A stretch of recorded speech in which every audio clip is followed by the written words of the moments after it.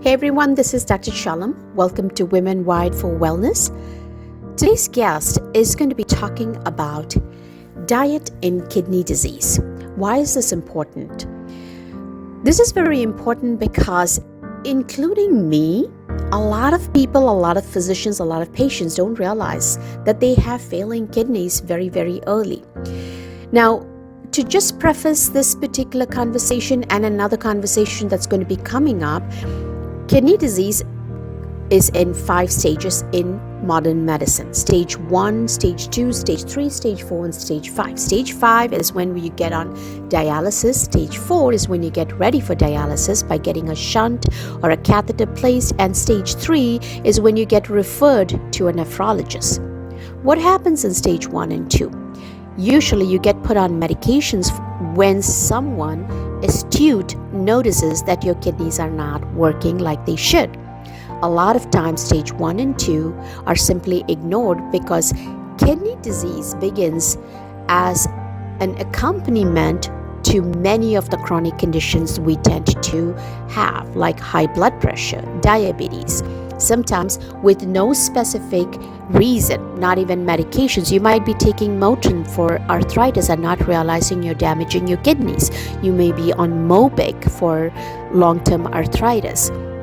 And a lot of times, physicians don't look at what is called glomerular filtration rate. That is, the filtration through the kidneys per minute should be around over 100. Most people are between 60 and 90, and that is ignored, but that is the early stage of kidney dysfunction. So this conversation with Jessianna, who runs kidneyrd.com, is an amazing conversation because she worked as a dietitian in a dialysis unit and could not help patients. Literally, what a lot of dialysis units do is we walk the patient towards dialysis. It's almost like we are not able to reverse or prevent.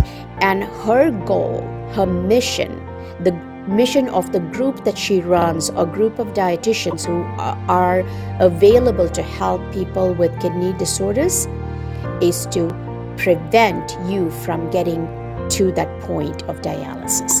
Can it be reversed at any stage? There are anecdotal evidence that kidney disease can be reversed even in some of the advanced stages, but definitely in the early stages can be completely reversed. So if you're one of those who does not know whether you have a kidney disease or not, this might be the conversation you want to listen to. Once again, without any further delay, here's my conversation with Jessianna. And don't forget to also listen to my conversation with Dr. Robin Rose, who has been both a physician and a patient, particularly with chronic kidney disease. Go ahead and listen to this. And as always, make sure you share this video or conversation with someone else whom you believe will be benefited by this, and connect with us if you have any further questions. Bye-bye.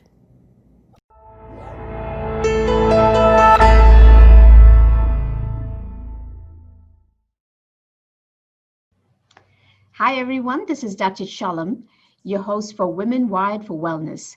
Today I have a very unique topic, something I don't think we've ever discussed this in our podcast. We've discussed about kidney stones, but this is going to be really about the health of your kidneys.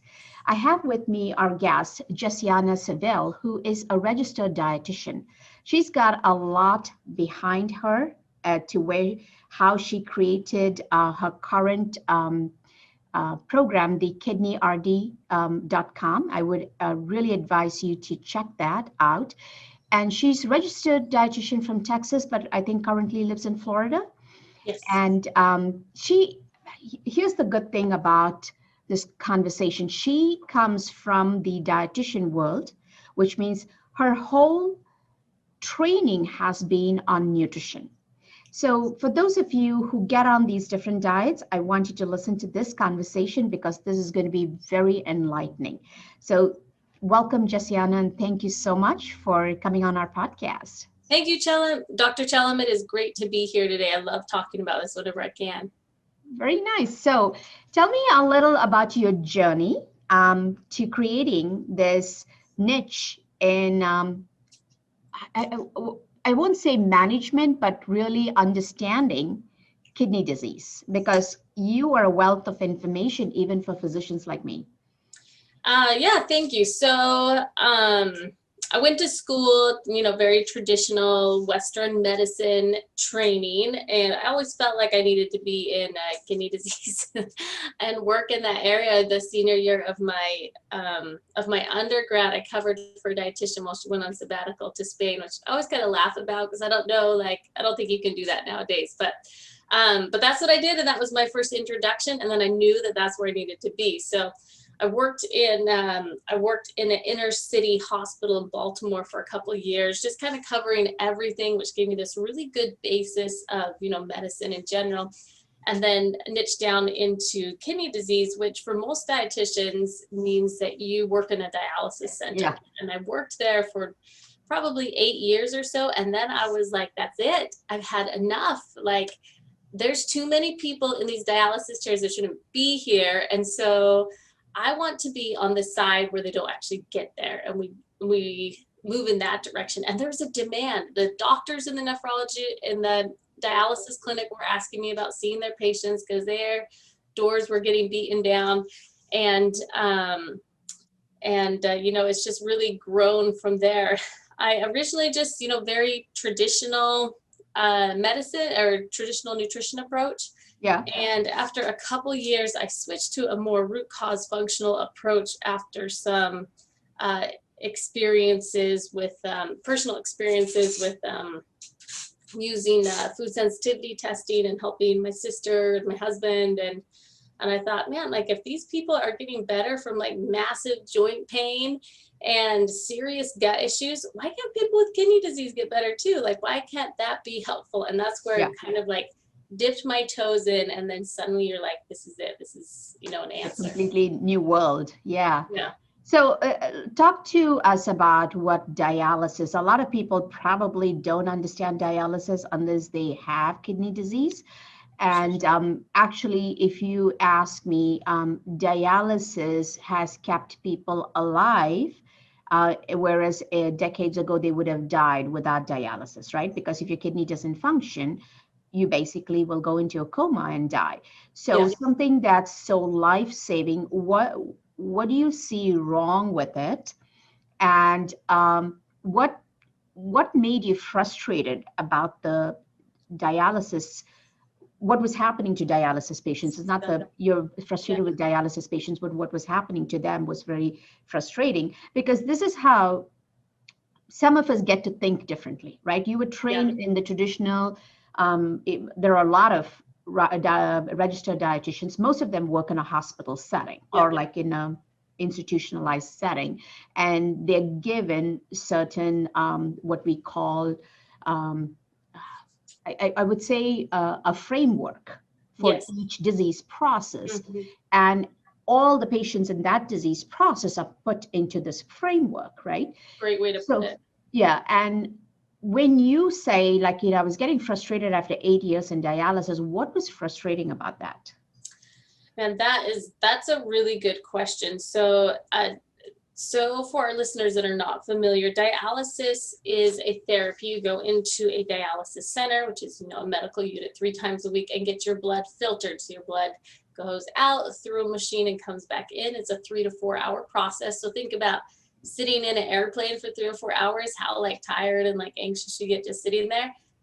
Doing that 3 times a week and having needles in your arm, like that's dialysis.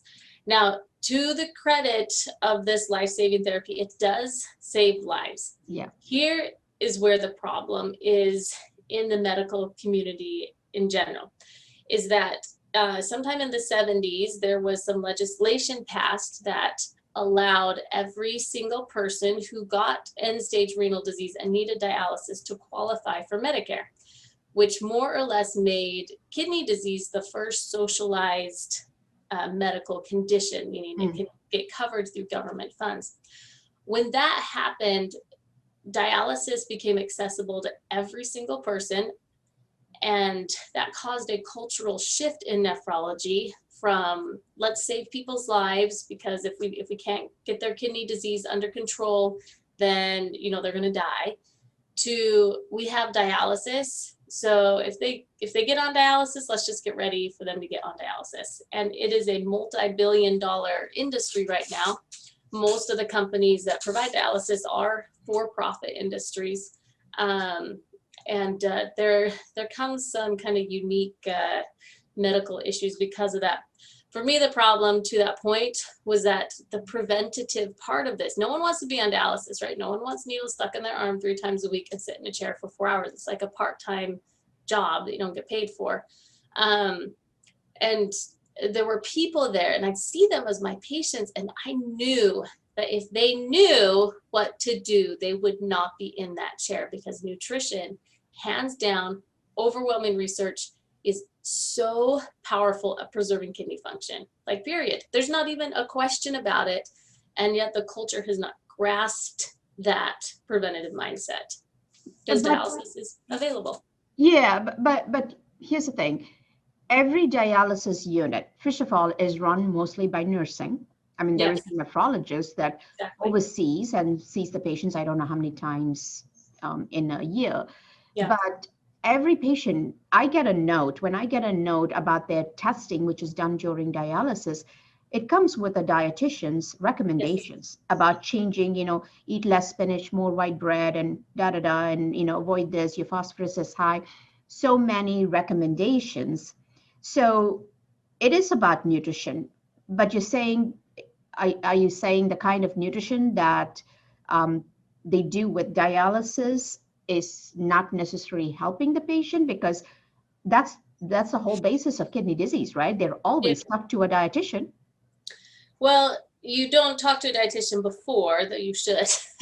Once you're on dialysis, you have a full team. You have a dedicated social worker, you have a dedicated dietitian, you have a team of nurses, you have a tech, you have a physician that rounds on you and sees you every single week.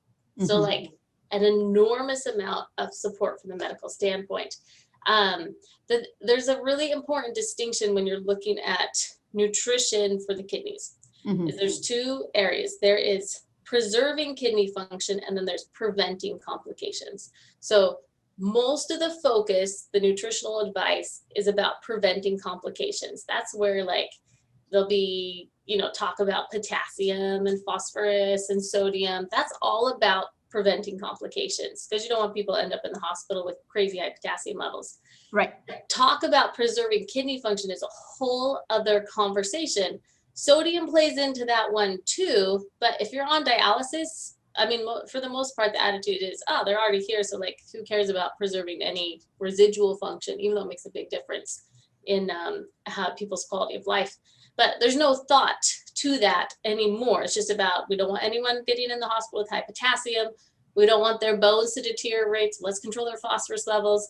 So it's really a lot of like knee-jerk, reacting to labs rather than proactive nutrition care. Whereas a smart, and this is not the general culture, but a smart nephrologist, a proactive nephrologist, a proactive nutrition plan is focused on preserving kidney function, which is looking at the gut and looking at how much protein and what type of protein and how many plants you have and how alkaline your diet is. There's so many like cool opportunities just within the realm of food to preserve kidney function. And when you look at all of them, you don't get hyper focused on just protein or just on, alkaline diet. When you look at all of them, then you really get some good traction in helping people preserve their kidney function. So let me put it this way. I think by the time a patient gets to a nephrologist, they're quite advanced. Talk about the different stages in the kidney disease and who would be the best person to actually identify it. Number one, how do they identify it? Yeah. Number two, what kind of people or what kind of patients struggling with what kind of diseases should be up top, really asking those questions with their primary care, because the general, there are 2 types of patients. This is what I have noticed. Yeah. Patients who truly 100% completely surrender to the medical system. It's like, I'm going in there, they're responsible for my health. And you may see your doctor only 3 or 4 times a year, but somehow you got this notion that they are responsible. What they say is what I do, even if it looks very conflict, right? Yes. And then the other one that is completely skeptical. So you have one that completely trusts and the other one that's totally skeptical, will not take the care for what they need to from the medical system, and then try to do things on their own and come up more messed up than ever, right? Yeah. So, and then there are a very few people in between who actually have the wherewithal with this world, wealth of information that we have, very accessible, that you actually sit and have a conversation, and then finding that doctor with whom you can have a conversation is a whole different podcast. But considering these two different types of patients, who should be asking questions, how do they ask the questions, who identifies these patients, and what kind of diseases are we looking at? I know it's a very broad thing that we No, unpack. it's a good question, because I mean, for a patient listening to this podcast, how would you know if you're even risk of kidney Yeah. disease, and be asking your doctor those questions? Because the first touch point is your primary care physician. For almost everybody, you get sent to a nephrologist when your GFR is declining, but that first touch point is almost always going to be your primary care physician. They are the ones that are going to pick it up on blood work. Right. Kidney disease is more or less a silent disease until it gets really bad. And so you wouldn't know that your kidneys are declining. And sometimes because of that, it can get kind of pushed under the rug, like, oh, they don't really feel bad, so like we're not going to worry about it. But who's at risk? If you have high blood pressure, you should be asking to get your kidneys checked, because high blood pressure really can hit your kidneys hard. If you have diabetes, you should be asking to, annually to get your kidneys checked. If you have both of those, that's like 2 hits to the belly. Like, you should absolutely be getting your kidneys checked, because either one of those, you could have a decline. If you're on a lithium medication as an antidepressant, you would want to definitely get your kidneys checked. I can't tell you how many people I know on dialysis, or that have come to me that they had an overdose of that and ended up on dialysis. If you are, for whatever reason, taking heavy doses of ibuprofen, you should be getting your kidneys checked. Those are some like kind of big, broad categories. And honestly, kidneys naturally decline with age. It's people that are 70 or 80, they're going to have a very low level of kidney disease, even if they're healthy. Once you're over the age of 65, making sure that is still being checked can be a lifesaver, because if you catch it early on, it's so much easier to maintain your kidney function long term. The more function you have, the less function you have, the more restrictive a dietary approach becomes. And so it's nice by the time you're early stage, which, there's stage 1 through 5, and then it's based on a number called your GFR. So that should be checked at your doctor's office to see if there's anything that's wrong. Right. And so in my practice, having practiced like almost 25 years, I've noticed some patients who have stage 3 kidney disease with no diabetes, no hypertension, but I suspect a lot of it is how they've lived their life. They may take an occasional elite here and there, nothing significant. And a lot of it is driven by just a high protein diet, which I find like with no other, there's not, if they do carbohydrates, it's refined carbohydrates, but their sugars don't seem to be a problem. So if you don't have any of these conditions, can you actually have a decline in your kidney function besides just age? Oh yeah, you can for sure. So one of the huge pieces that's connected to the kidneys is the gut. And there's something called the kidney gut axis. So we do have people that will come to us. This is actually some of our very frequent clientele, who they say, no one knows why I have kidney disease. No one knows. Like, they don't know why I have kidney disease. And almost always, I'd say 99% of the time, that's not the only thing going on. And they may not have high blood pressure, they might not have diabetes, but they'll have, IBS. I have a ton of people with IBS that come to us. They have IBS, they have they'll have skin rashes or joint problems, whatever. And, the connecting point with almost all of that can be the gut. Mm-hmm. And we definitely have seen some good results with people that are like, I don't know I have this. I just have like a really messed up, genetic, a genetic deck of cards. And so like, this is just my lot in life. And that's not true. Like the body can heal if you get the right conditions. And getting the right conditions is about getting the right diet. So in those cases, we like to look at the gut and think about it from that perspective, because there's almost always a tie to the decline if they don't know why. So how do you approach, so let's say somebody comes to you because they've asked the right question, or their primary care is astute enough to say, you know what, from the last 3 years, I see there's a slight decline in your kidney function and your blood pressure is good, your sugar is good. I really need you to see a dietitian to look at what your nutrition is and if there's something else that's driving this before they go to the nephrologist. Because the way I look at specialists, and nothing against my specialists, I love working with them. They're a wealth of knowledge in their particular field.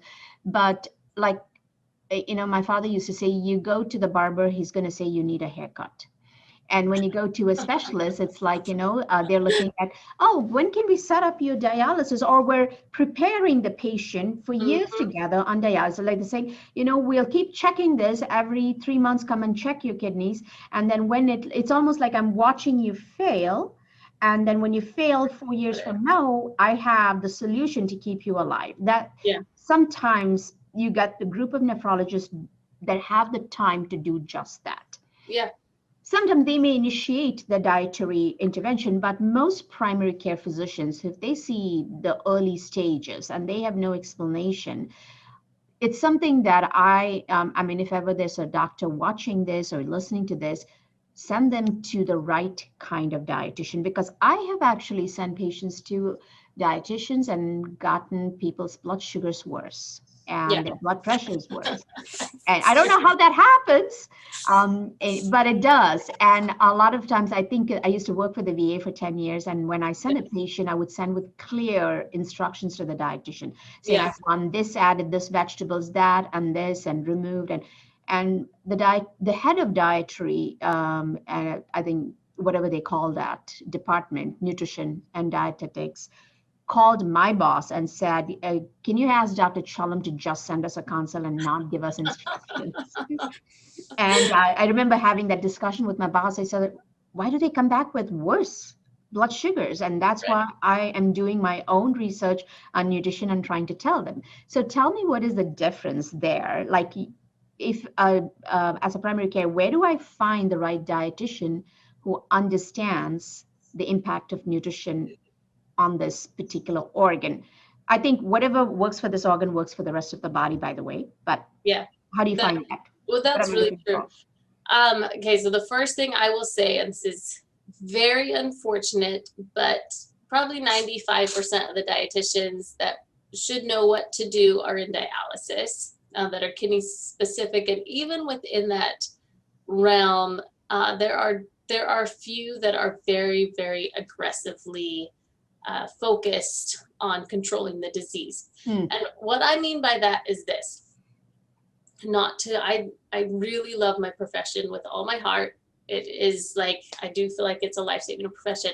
But when we go through school, or at least the program I went through, and I don't think this is too far off to say this happens many places, we are taught a message of moderation.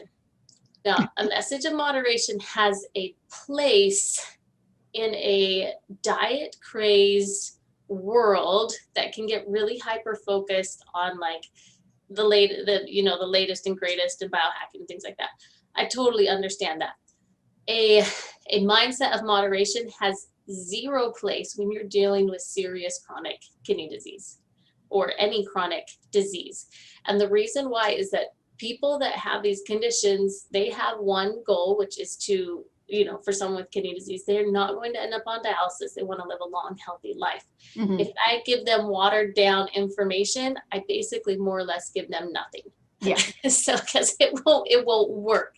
So, and the other piece of it is that kidney disease is an area of precision nutrition. You don't I mean, the approach for someone with polycystic kidney disease, 100% different from someone with chronic kidney disease versus an autoimmune condition. So I will just say that the hardest thing is that there is hardly anybody out there that takes an aggressive, serious approach. If you're going to find a renal dietitian, hopefully they are up to date on the latest training, which is we primarily, not for everybody, but most people, we take a plant-based approach first. And, you know, I teach classes through my business, and I teach this aggressive approach where we give people clear, concise information, and then we guide them to get there rather than being like, what do they want? Okay, well, we'll just try and see if we can sneak it in here, there. No, it's like, if you want to preserve your kidney function, this is what you do. A, B, C, and then let me help you get there. Not like you set the rules and then like, we'll kind of, you know, hopefully support you. It's a slightly different mindset. So that's a long answer to your question. No, if they want to find a dietitian, they can go to kidney.org /CKDRD, and there's a database of dietitians. It's going to be a little bit of a mixed bag what type of renal dietitian you get there, but at least they know the kidneys, which is got it. When you say moderation, you're trying to say they try to be diplomatically acceptable, and right? That's what you so let me give you an example, and this is a example of the evolution of my own approach. When I first started seeing people with kidney disease, I have this handout. It's probably still on my website somewhere, embedded deep in like pages of stuff. And it's called Less Meat Meals. So it was this really nice list of like meals where you can be primarily, you know, vegetables or starch, and then a little bit of meat, like tacos, right? It's like mostly other things and then a little bit of meat. So I had this handout of less meat meals. So that is an example of a moderate approach where it's like people don't really want to give up meat. So we're going to kind of meet them halfway and do a lot of vegetables, but with just like a little bit of meat. And over time, that my approach totally shifted because, I mean, at this point, it's like we do 100% plant-based. At least for 90 days, we want to see where people can get with a 100% plant-based diet. And then we may teach them to reintroduce an egg or cheese or, you know, something in a small amount, but we need a mindset shift first. And then we need to know it works, because some people, they really need to stay 100% plant-based. Other people don't. But if I teach all my patients, like, let's just do a little bit of meat, a little bit's okay. It's not that big of a deal. And then their kidney function doesn't get better. No one has been helped. And in fact, I would say that I have totally 100% failed. So we take the most aggressive approach, the most restrictive approach, and then we can liberalize it once we get to know the person. But if you start liberal and then go restrictive, it just doesn't work. Right. So I think, to your point, there is this place for precision nutrition, right? And I like what you said, where people get overjoyed with a bad habit and giving up meat is hard. That's really true. And we grow up in like a meat and potatoes style. I mean, that's like very entrenched in American lifestyle. Right. One thing that we talk with people about, and you know, it's helping people refocus on their long-term goal, is we say diet is not hard, dialysis is hard.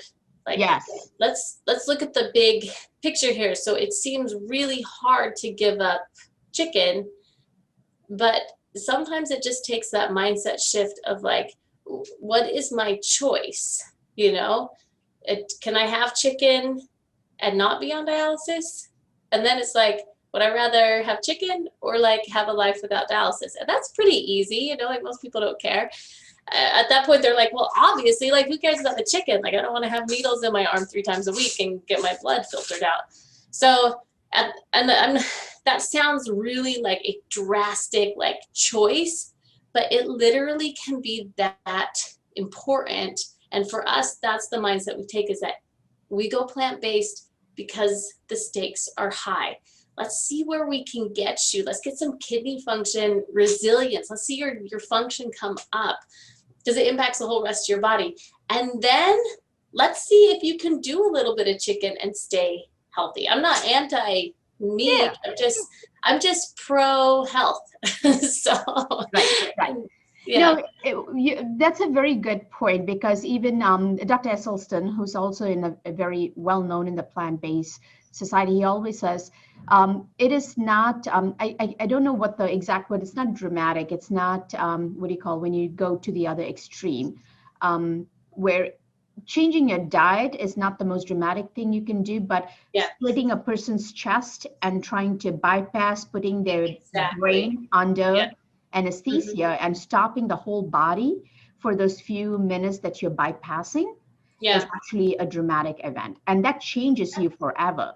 Yeah. Whereas the diet is something, what people need to realize is, if there's power to shift your health, it is how you nourish your cells. It's a very simple thing. That's the power you hold. You don't need a prescription from a doctor for that. You don't need to Yeah. go every 3 months to get renewal of that prescription. This is a drug that you hold every day, and you can make a decision to say, are you going to be feeding my health? Are you going to be growing my disease? It's as simple as that. Yeah. And That's somebody true. like you can actually guide them through it and show how it impacts their health. So why do you think we're failing as a society? Because I will say, in the last 2 years, I've seen 3 dialysis centers open in the area where I practice. Yeah. And when you say failing, do you mean failing as far as nephrology goes, or just in general with diet? No, I think we're failing in diet, number one, and we're also failing in prevention of Kidney disease. end-stage disease, Yeah. right? We're completely failing in prevention. That's a Yeah. blanket statement, because no one goes to the doctor till they are in pain. Nobody truly does preventive care. As much as we speak about preventive care, no one wants it, Yeah. because no one believes that they will be a victim of a disease, right? Till they wake up one morning and find this lump in their breast, or tumor in their brain, or just die because there was a heart attack and they had no clue it was coming on. I think these are all things that happen because prevention was never on the cards. Even when patients come to me for annual physical exam, what do they come to me for? They'll come to me with a list and say, this is what my insurance will cover for. Can you order these tests? This is my patients bringing it in. This was the most frustrating aspect of medicine, how it's switched. Now your insurance dictates what you get to have. And I, as the doctor, I might as well be a computer, right? You just tell me what your insurance says and I will order it. And people buy into that because they're paying such high premiums. This is what the insurance will cover. If they check vitamin D, that's $50 extra. If there's B12, unless I put a crazy diagnosis for them, that won't be covered. A lot of things will not be covered, and this is preventive medicine today, and you know that's not preventive medicine. So why do you think we're failing? Is it just insurance? Is it just the ignorance of doctors, or lack of focus? I mean, because we can be focused on everything, right, as physicians. Yeah. What do you think has to shift? Man, that's such a big question. There's so many layers to the healthcare. The reason I asked you that in is you have America, the management, right? Yeah, I was gonna say, so I have my master's a little in about it. healthcare management, and we have, the system. When you look at it, and when I look at kidney disease right now, actually, there's a really great opportunity. But you have payers which drive decisions, because healthcare is expensive without your insurance payer, right? We have payers, we have patients and what they want, but patients are trained by a system. So I will say for myself, going to a primary care physician, and especially where I kind of have this like functional mindset, I don't really want to see them, to be honest, because they're going to weigh me, they're going to check my blood pressure, they might draw some labs, and then the best I can expect is they'll send me a medication if something might be wrong. And I don't really want that. So if I want to be healthy, I want someone that will be like, here's you as a person. Anyways, but so I think patients don't want to go to the doctor unless they're really desperate. And some do, but I think that there is an overarching mindset that doctors don't always help you be well. And so they just treat sickness, right? We have a sick care system, not a healthcare system. And so I think that's part of it. But if you find a good doctor, I always say they're worth their weight in gold. And then you have the public system where you have public as a payer and you have policy, right? These are all the P's, right? Payer, patient, policy. And we have this policy system as well. And then on top of that, you have the actual business of healthcare, which healthcare is a business, right? And what is funded? Where do people make money? Dialysis is a really interesting microcosm of what a socialized medical system would look like, because it was the first socialized medical condition. It's interesting to see how the rules of Medicare drive what happens there and what choices people can make or not make, and what it's going to cost them. I just think it's a really fascinating problem. But for all of us, I mean, so what do you do, right? A single patient may not be able to change a whole system, but a single patient can be proactive in asking questions to their doctor and expecting an answer. And if they don't like the answer they get, they can find another doctor. Just because you go to a doctor once doesn't mean you stay with them forever. I always tell my patients, you hire the doctor, right? Like, you're paying them to help you. It's not the other way around. So, like, you ask the questions. They're professionals. They have answers, right? People, if they're going to come to me for dietary advice, they should ask questions. And we get tons of questions, and some of them are hard questions and I don't know the answer, and we go figure it out, Yeah. And so I think as a patient, the most important thing you can do is, number one, focus on your own lifestyle. What is one simple thing you can do today? Can you eat more fruits and vegetables? Yeah, every single one of us can do that. It's not really that hard. It's not that expensive comparative to what we spend on other things, right? It's not that expensive.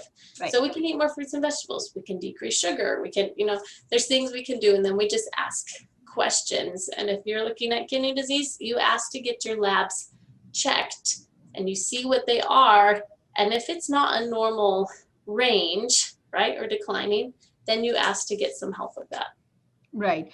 So this is where I think people do ask questions, but they ask the questions for the wrong thing. So for instance, people come to us, right, and you're talking about changing their diet. That's overwhelming, right? Somebody who knows only meat and potatoes, who's been eating eggs because it's good protein and helps with your illness, and then you're eating chicken and steak and just a little starch, whatever it may be, and then you suddenly come to a physician or a dietitian who says, I need you to go plant-based 90 days. They will ask you all these questions.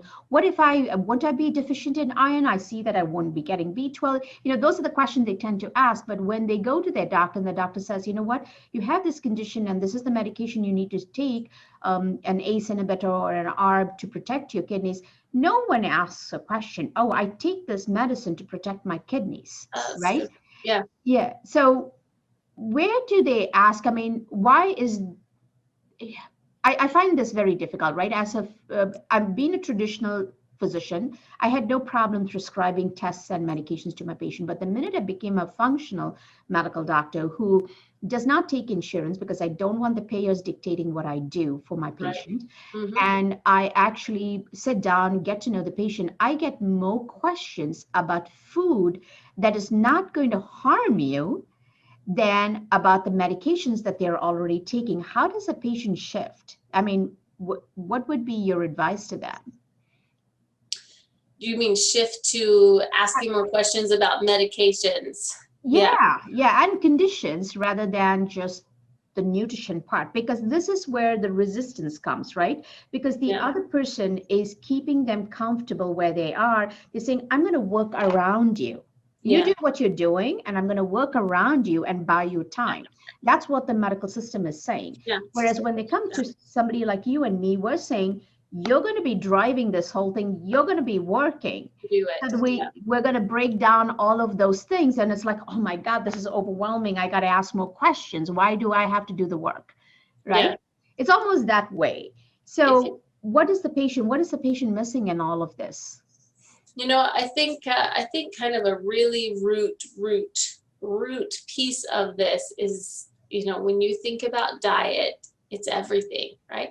it's you're eating 3 or 4 times a day, it's social events, it's your whole life, it's connected to your child, like there's so many connections, like deep connections food has in our life. So shifting is a big ask, not because it can't be done, but because you are going to unravel a lifelong habit. And that's where it's really nice to work with a professional. And I think that's where people start asking questions, because I think the questions are sometimes even less about the food, but it's more this plea of like, I want to do this, but I'm not confident. Yeah, I really feel like that's really the root cause of any questions that come from diet. The other thing that is a problem is that diet and food conversations and opinions about food, everyone's the expert. Every magazine is the expert. Every doctor is the expert. Every celebrity is the expert. Everyone's the expert on food.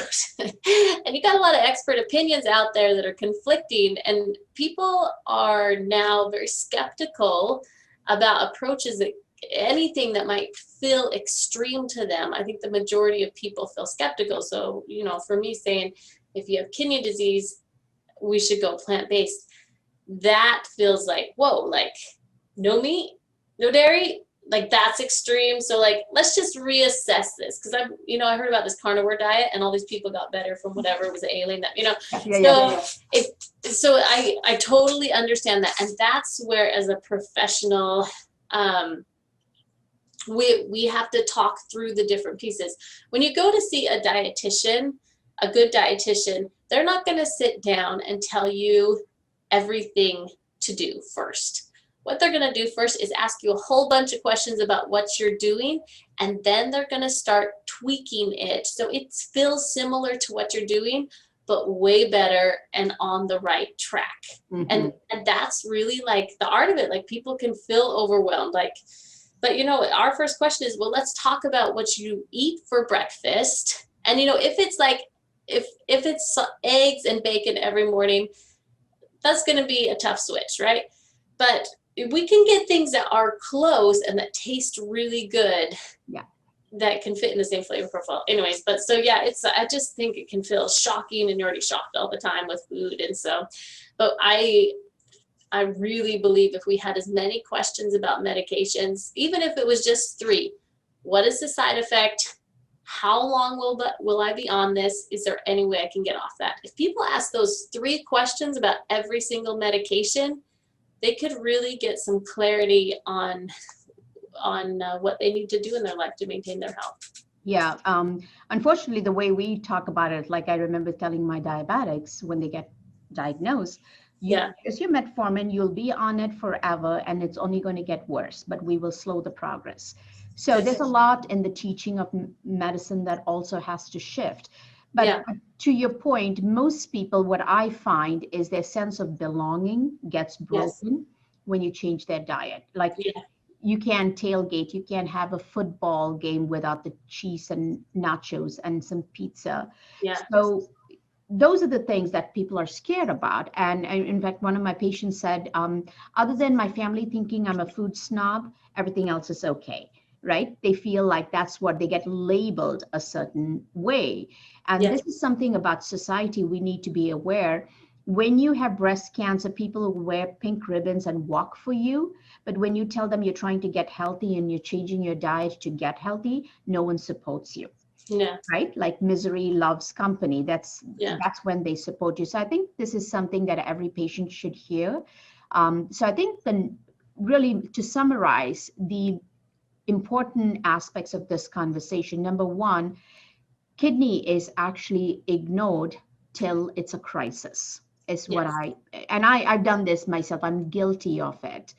Number 2, we really need to be asking our primary care physician, hey, is my kidney okay? Especially when you have the high risk conditions, which you mentioned. Yes. And then the third one is when you do find the right kind of dietitian who's not going to be, sugarcoating things, but actually talk to you with facts, with science, and help you understand there is a goal we need to get to, and we keep making iterations till we get to a very sustainable way of living. Did I get that right? Yes. Yeah. Good. I think so. And Yeah. it's totally possible. I mean, change is possible, and even the change, it doesn't have to be miserable, right? I think some people are like, I either trade health or I trade I either I'm gonna be healthy Enjoying life. or I'm gonna enjoy life. But Yeah. you know what? They actually go together. When you're Yeah. healthy, you enjoy life. And the food that you eat can be really, really, really good. And it is, it is a shift. I'll have my patients say that. They'll be like, I feel like I'm at this point where I finally shifted, and it's just a new way. Like, I've just found different products that work for me now, or I've just found like different meals that I really, really like. And, there's always this little bit of a learning curve where you experiment, and sometimes you hate what you eat and sometimes you really don't, but you will find new things. And there are hundreds and thousands of people that make a shift and they preserve their kidney function for their life. Yeah. That's totally, totally doable. And they enjoy their life. They enjoy their life, even with those changes. So as we wrap up, a couple of quick questions. Is there Sure. anything you wish I had asked you, but I did not? Now that's a great question. I thought this was a really good discussion. I don't know. I don't know if there's, without another podcast that dives into kidney disease and like the specific approaches, I don't think so. I think this is. I think we should. We should do this to get it as so people understand kidney disease more, and maybe we should bring them samples of blood tests. What we're really looking at. That would be a great podcast for them. And if there's something that people who are interested, like who've been told, hey, you have stage 3, which is when they get told, by the way, they don't get told when they're stage 1 or 2. But when they do get told that, is there a good place you would say, go read and learn a little more about it so you can ask the right questions? Okay, so I'm laughing because I will say, one of the worst things you could do is research online. So because the information is very bad, very conflicting. That's true. So if you want a really good resource, honestly, I would recommend following any of the dietitians that are influencers in this field. Almost all of us are very proactive plant-based. So there's me, my handle is the Kidney RD, whether you're on Instagram or Facebook or whatever, and you can check out our post. There's me, there's Jen Hernandez, there's Michelle Crosmer. So these are probably the 3 biggest voices. There's Diana Bruin, she's our PKD expert at the Kidney RD, but she has her own following at Kidney Kindness Nutrition. So if you can find a dietitian and this is what they do, this is their private practice, most of them are going to give some really good information about plant-based diet for chronic kidney disease. And I think that's your best resource. I wouldn't use DaVita. I wouldn't use Healthline. American Diabetes Association. I wouldn't use American Diabetes Association. So or even Dr. Oz for that matter. Sorry. Yeah, even National Kidney Foundation. These places that look very big and reputable resources. Just their information is a little bit watered down, so you may not get the clarity you want, and you may find some conflicting information. And that's the only thing I just be cautious about. Absolutely. Yeah. Thank you so much. This has been an awesome conversation, but I think this is just, I would say, part 1. This is like getting into KG, right? Yeah. We have a lot more to discuss, and I'm really looking forward to more conversations. Thank you so much. Thank you, Dr. Chelm. It's been a pleasure being here.